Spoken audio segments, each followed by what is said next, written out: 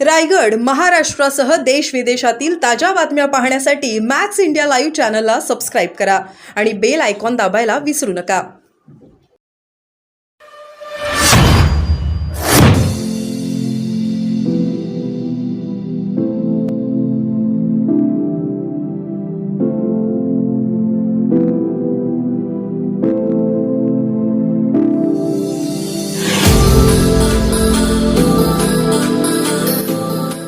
उमेदवार आलेला आहे. तुम्ही एक उतारा टाकला या पुस्तकामधला, तो सगळं सर्वात इंट्रोड करण्यात आलेला आहे. त्याच्यामध्ये टरबुजासारखे वगैरे शब्द वापरण्यात आलेले आहेत.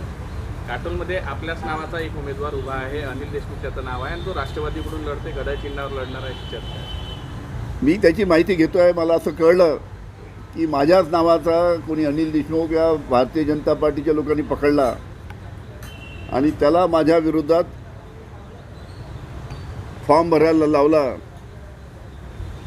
आणि त्या बाबतीतली माहिती मला मिळालेली आहे. कुठेतरी सलीलच्या उमेदवारीवर सलीलच्या विरुद्ध तो उभा गेला, किंवा तुम्ही नसल्यामुळे त्याच्यामुळे जास्ती संभ्रम निर्माण होईल. कसं आहे, जनता महाराष्ट्रातील जनता आहे, त्यांना सर्व कळतं की आमची उमेदवारी ही सलील देशमुखसाठी आहे. तुतारी वाजवणारा माणूस आणि एक डमी अनिल देशमुख पकडून आणला आणि एका डमी अनिल देशमुखांना त्या निमित्तानं तिथे निवडणुकीमध्ये भारतीय जनता पार्टीच्या माध्यमातून उभं करण्यात आलं, ज्याची माहिती मला मिळालेली आहे. एका डमी उमेदवाराने 1 लाख मतं घेतले होते लोकसभेमध्ये, नुकतंच झाले लोकसभेत. अनिलजी, अजित पवारांनी जे आरोप केले होते सिंचन घोटाळ्यावरून, कारण पृथ्वीराज बाबा असे म्हणाले आहे की मला त्यामुळे दोषमुक्तता मिळाली होती, कारण की त्या काळात प्रचंड तणाव होता काँग्रेस आणि राष्ट्रवादीमध्ये, कारण की पृथ्वीराज चव्हाण यांनी तेव्हा ते केलं असं म्हणत होते, आरोप होत होते. मला एक आश्चर्य वाटतं की आता R.R. पाटील साहेब, माननीय माजी गृहमंत्री, आज आपल्याबरोबर नाही आहेत, हयात नाही, आणि एखाद्या आपल्या जुन्या सहकार्याबद्दल जो आपल्याबरोबर आज नाही आहे त्याच्याबद्दल असं वक्तव्य करणं आणि 5 वर्षापूर्वीचे काही किस्से असतील ते सांगणं, हे तरी मला काही योग्य वाटत नाही. मला वाटते देवेंद्र फडणवीस यांच्या मांडीवर जाऊन आता अजितदादा बसलेले आहेत, त्याच्यामुळे देवेंद्र फडणवीस त्यांना जसं जसं सांगतात तसं तसं बोलतात असं दिसतं. सर, तुमचं एक गाव आहे काटोल नरखेड या विधानसभा क्षेत्रामध्ये, आणि तुमच्या म्हणजे जिथे जन्मस्थान आहे त्यालाच लागून रामपुरी म्हणून एक गाव आहे. त्या रामपुरी गावातील नागरिक जे आहे आजही म्हणजे विकासापासून वंचित आहेत. चुकीचं आहे, नाही, ऐकून घ्या. नागरिक सांगितलं रामपुरी. ठीक आहे, हा प्रश्न नाही इथे. अनिल देशमुख उमेदवार उभा केलेला आहे, तो अजितदादा गटाच्या अधिकृत चिन्हावर आहे, घड्याळावर लढणार आहे. आणि यापूर्वी भाजपनं क्लिअर केलं की आमच्या काही ठिकाणी तसं तर नाही. ही प्रेमपूर्वक अनिल देशमुखावर प्रेमापोटी, भारतीय जनता पार्टीच्या प्रेमापोटी, देवेंद्र फडणवीस यांच्या प्रेमापोटी हा उमेदवार उभा केलेला आहे. त्याला चिन्हही प्रेमापोटी देण्यात आलेलं आहे. पण ह्या सर्व गोष्टी जनतेला कळतात, त्याच्यामुळे जनता कुठेही चूक करणार नाही, डुप्लिकेट अनिल देशमुखला मतं देणार नाही याची मला खात्री आहे. राज ठाकरे काल म्हटले की भाजप सरकार येणार मनसेच्या मदतीनं, याचा कसा अर्थ काढतात तुम्ही? भाजपाचं सरकार येण्याचा प्रश्नच नाही. आज संपूर्ण महाराष्ट्रामध्ये जी परिस्थिती आहे, आज महागाई मोठ्या प्रमाणात वाढली आहे. मोठे मोठे उद्योग महाराष्ट्राच्या बाहेर गुजरातमध्ये गेल्यामुळे युवक नाराज आहेत. शेतकरी तर अतिशय नाराज आहेत. सोयाबीन निघाला, आता सोयाबीनचा भाव 35 ते 36 भाव आहे. सोयाबीनला भाव नाही. आता 8-10 दिवसात कापूस निघेल. कापसाची परिस्थितीसुद्धा तशीच आहे. GST लावून ठेवलेलं आहे. खताच्या किमती वाढल्या, तुमच्या इन्सेक्टिसाईडच्या किमती वाढल्या, मोठ्या प्रमाणात GST लावल्यामुळे ही फार मोठी अडचण शेतकऱ्यांवर झाली. 18% GST हे खतावर आहे. म्हणजे एखाद्या शेतकऱ्यांनी समजा 10,000चं खत घेतलं तर 1,800 रुपये ते GSTला भरावं लागतात, सरकारमध्ये भरावं लागतात. आणि त्यात 1,800 मग सरकार आमच्या लाडल्या बहिणीला 1,500 रुपये देते. म्हणजे स्वतःचेच पैसे मोठ्या प्रमाणात GST लावून हे लाडल्या बहिणीला देण्याचं काम चालू आहे. लाडल्या बहिणींनी त्याचा उपयोग घ्यावा, जेवढा जास्तीत जास्त फायदा आहे तो घ्यावा. पण ही लाडली बहीण योजना या सरकारने जी आणलेली आहे ती फक्त निवडणुकीपर्यंत आहे. आमचं सरकार आल्यानंतर ही योजना आम्ही 5 वर्ष पुढे राबवू आणि 1,500 रुपये नाही, आम्ही 3,000 रुपये आमच्या लाडल्या बहिणीला पुढचे 5 वर्ष देऊ. लाडल्या बहीण योजनेची भीती तुमच्या पक्षात विरोधी पक्षाला आहे असंही भारतीय जनता पार्टी पक्ष बोलतो. भीतीचा प्रश्नच नाही. मी तर म्हणालो आमच्या लाडल्या बहिणीला ही निवडणुकीपर्यंतची योजना आहे, तिचा फायदा जेवढा घ्यायचा आहे तेवढा घ्या, पण तुमची दिशाभूल होऊ देऊ नका, एवढीच मला लाडल्या बहिणीला विनंती आहे. कारण की आम्ही ही योजना 5 वर्षासाठी राहू आणि 3,000 रुपये देऊ. तुम्ही निवडून आल्यानंतर ही योजना बंद करणार अशी नाही, तुमच्या आम्ही निवडून आल्यानंतर ही योजना आम्ही राबवू आणि 1,500 रुपये नाही 3,000 रुपये देऊ. महाविकास आघाडीमध्ये मोठ्या प्रमाणात बंडखोरीचं सत्र सुद्धा चालू आहे. रामटेकमध्ये मुळक साहेबांनी फॉर्म सबमिट केलेला आहे. अशा वेळेस कुठेतरी फटका बसणार नाही का महायुतीला? असं आहे की महाविकास आघाडीला महायुती असो की महाविकास आघाडी असतो, काही काही ठिकाणी अशा पद्धतीनं अनेकांनी फॉर्म भरलेले आहेत. आमच्या पक्षाच्या माध्यमातून काँग्रेस असो, राष्ट्रवादी असो, शिवसेना असो, या तिन्हीच्या माध्यमातून ज्या ठिकाणी अशा काही फॉर्म भरण्यात आले आहेत त्या कार्यकर्त्यांची समजूत काढून साहजिकच कार्यकर्त्यांची इच्छा राहते की मला तिकीट मिळालं पाहिजे होतं, साहजिकच त्यांची भावना राहते. पण शेवटी तिन्ही पक्षाचे नेते बसून कशा पद्धतीनं आपल्या कार्यकर्त्यांना सांभाळायचं आणि एकोप्याने आपल्याला ही निवडणूक कशी लढता येईल या दृष्टीनं महाविकास आघाडीच्या माध्यमातून काँग्रेस, राष्ट्रवादी आणि शिवसेना प्रयत्न करणार आहे. अगदी बरोबर आहे. एकोप्याने लढताय म्हणताय आपण. 32 जागा पूर्व विदर्भात आहे, त्याच्या साधारणपणे 5. नमस्कार. आपल्या सर्वांना दिवाळीच्या आणि पुढे येणाऱ्या नवीन वर्षाच्या शुभेच्छा व आपल्या माध्यमातून सर्व महाराष्ट्रातील जनतेंना दिवाळीच्या शुभेच्छा.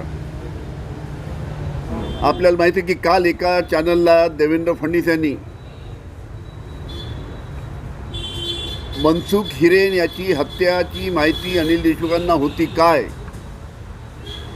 असा प्रश्न त्यांनी मला विचारला होता. आपल्याला 3 वर्षापूर्वी झालेल्या घटना आपल्याला कल्पना आहे की कशा पद्धतीनं माननीय मुकेशजी अंबानी यांच्या घरासमोर एका स्कॉर्पिओ गाडीमध्ये बॉम्ब ठेवण्यात आला. त्याचा तपास चालू झाल्यानंतर आता बॉम्ब कुणी ठेवला हे माहीत होणार. तेवढ्यात त्या गाडीचा मालक जो होता मनसुख हिरेन याची 3 वर्षापूर्वी हत्या झाली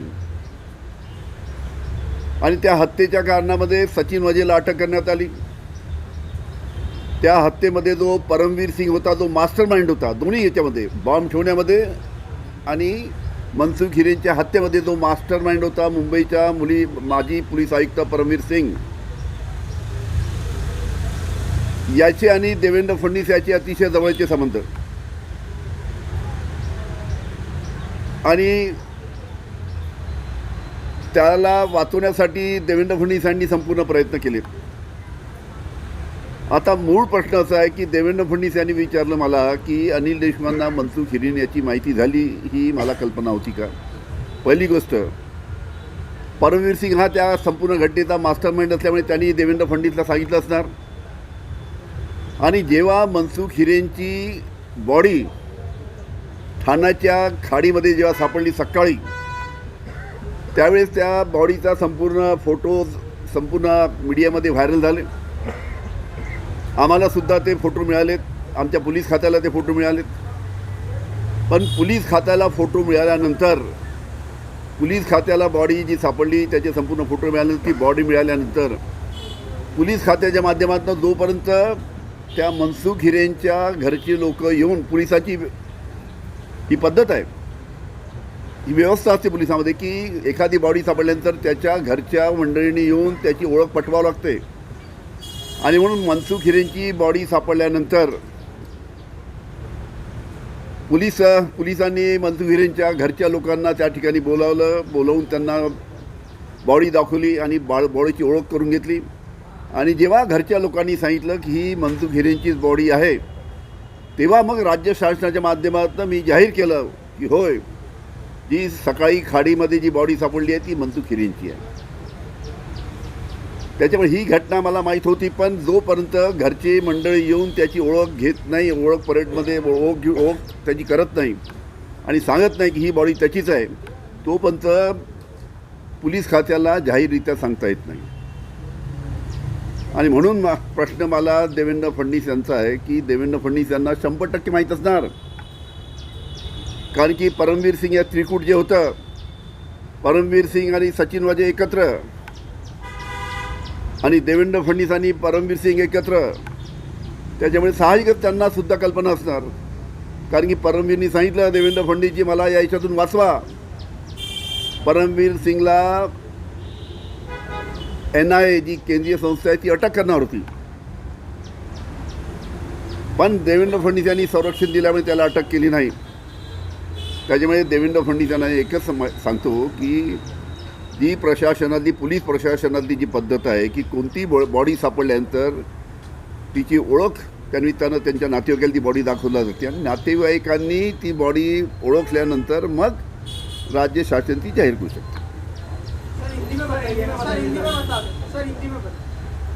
देवेंद्र फडणवीस इन्होंने मुझे एक सवाल किया था कि 3 साल पहले जो मनसुख हिरेन की हत्या हुई, इस हत्या के बारे में अनिल देशमुख को खबर थी या नहीं, ऐसा सवाल उन्होंने मुझे किया था. इसका मैं उनको जवाब देना चाहता हूँ. आप सभी को मालूम है कि 3 साल पहले माननीय मुकेश जी अंबानी इनके घर के सामने एक स्कॉर्पियो गाड़ी में बम रखा गया. उसकी इंक्वायरी चालू हुई और इंक्वायरी इस हद तक पहुंची कि 1-2 दिन में शायद किसने बम रखा है मालूम पड़ेगा. उस वक्त उस स्कॉर्पियो गाड़ी का जो मालिक था मनसुख हिरेन, इसकी हत्या कर दी गई, इसका खून किया गया. इस खून के सिलसिले में सचिन वाजे को अरेस्ट किया गया और इस दोनों घटना की, बम रखने का मुकेश जी अंबानी के घर के सामने और मनसुख हिरेन की हत्या करने के मामले में मास्टरमाइंड जो थे वो मुंबई के पुलिस आयुक्त, माजी पुलिस आयुक्त थे. और ये परमवीर सिंह और देवेंद्र फडणवीस ये बहुत नज़दीक है. जैसे परमवीर सिंह और सचिन वाजे इकट्ठा थे, एक साथ थे, वैसे देवेंद्र फडणवीस और परमवीर सिंह भी इकट्ठा थे. नेचुरली जब मनसुख हिरेन की जब हत्या हुई तब देवेंद्र फडणवीस को परमवीर सिंह ने बताया, क्योंकि परमवीर सिंह को जो केंद्रीय यंत्रणा है NIA वो अरेस्ट करने वाली थी और परमवीर सिंह, देवेंद्र फडणवीस और बीजेपी को और जो केंद्रीय नेता है उनको सरेंडर हुए, उनको बचाया गया, अरेस्ट नहीं किया गया करके. मेरा कहना है कि कोई भी जब घटना, एक आधी बॉडी जब मिलती है, जैसे मनसुख हिरेन की बॉडी मिली सुबह 6 बजे, बॉडी मिलने के बाद में हमको मालूम पड़ गया था पुलिस डिपार्टमेंट को मनसुख हिरेन की ही बॉडी है. लेकिन पुलिस की जो प्रक्रिया है उसमें बॉडी जो है जब तक जो मनसुख हिरेन है उसको रिश्तेदार को जब तक बताते नहीं तब तक पुलिस डिपार्टमेंट उसका ऐलान नहीं कर सकता. मनसुख हिरेन के रिश्तेदार को वहाँ लाया गया, उनको मनसुख हिरेन की बॉडी बताई गई, बाद में उन्होंने आइडेंटिफाई किया बॉडी को, हाँ ये मनसुख हिरेन है. उसके बाद में पुलिस डिपार्टमेंट ने फिर डिक्लेयर किया कि जो सुबह जो 6 बजे मनसुख हिरेन जो बॉडी मिली है वो मनसुख हिरेन की है. ये पुलिस प्रोसीजर है, ये पुलिस प्रोसीजर है. कोई भी बॉडी को आइडेंटिफाई जब तक उसके घर वाले करते नहीं तब तक पुलिस वाले बोल नहीं सकते ऑफिशियली. मुझे ये पता था कि ये मनसुख हिरेन की बॉडी है, लेकिन मैं ऑफिशियली नहीं बोल सकता था. और जब मनसुख हिरेन के घर वालों ने आइडेंटिफाई बॉडी को किया तब पब्लिकली मैंने बयान दिया कि सुबह जो बॉडी मिली है वो मनसुख हिरेन की है. मुझे ताज्जुब है देवेंद्र फडणवीस साहब का कि आज महाराष्ट्र के गृह मंत्री हैं, ये पुलिस प्रोसीजर भी उनको पता नहीं है. इसके बारे में बड़ा ताज्जुब है कि इस प्रकार की पुलिस प्रोसीजर जो है उसके बारे में एक राज्य के गृह मंत्री को खबर नहीं है. इस बात का मुझे बड़ा ताज्जुब है.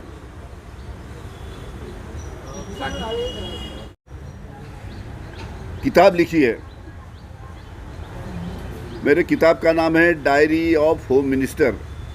Diary of home minister Anil Deshmukh. इस किताब में सारी घटना का उल्लेख किया है कि किस प्रकार से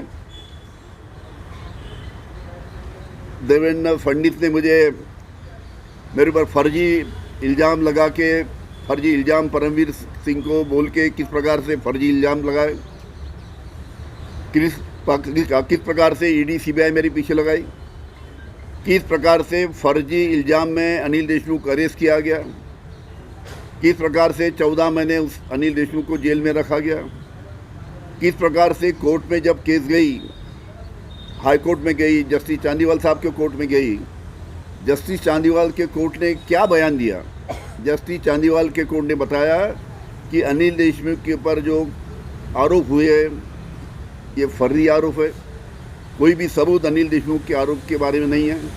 इस प्रकार का उनका जजमेंट है, 1400 पन्ने का जजमेंट जस्टिस चांदीवाल साहब के। ये सभी चीज़ें इस किताब में लिखी है कि किस प्रकार से देवेंद्र फडणवीस ने उनके जो आका है ऊपर के, उनकी मदद लेके, उनके जो सीनियर्स है उनकी पार्टी की, उनकी मदद लेके मुझे फर्जी आरोप में फंसाया।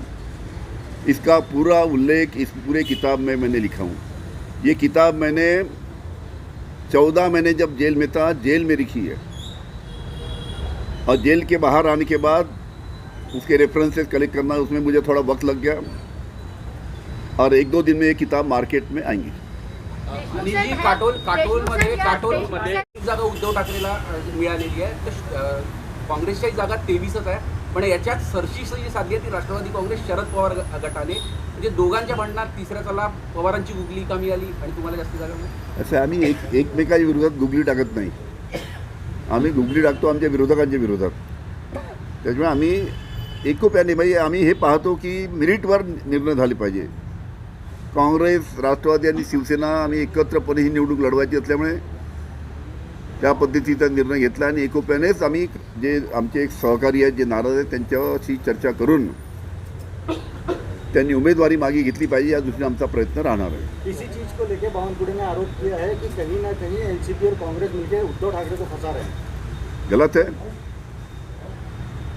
उन्होंने जैसा भारतीय जनता पार्टी ने 5 साल पहले जैसा जिस प्रकार से उद्धव जी ठाकरे इनको फंसाया था, ये हमारी कभी नीति नहीं रही है, ना राहुल गांधी की रही है, ना माननीय शरद पवार साहब की रही है।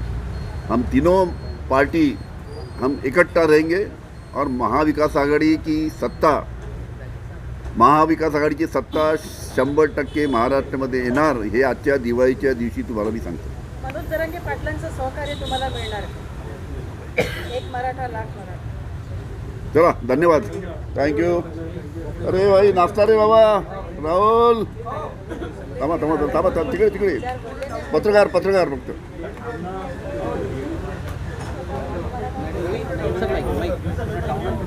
पुस्तक मिळालं।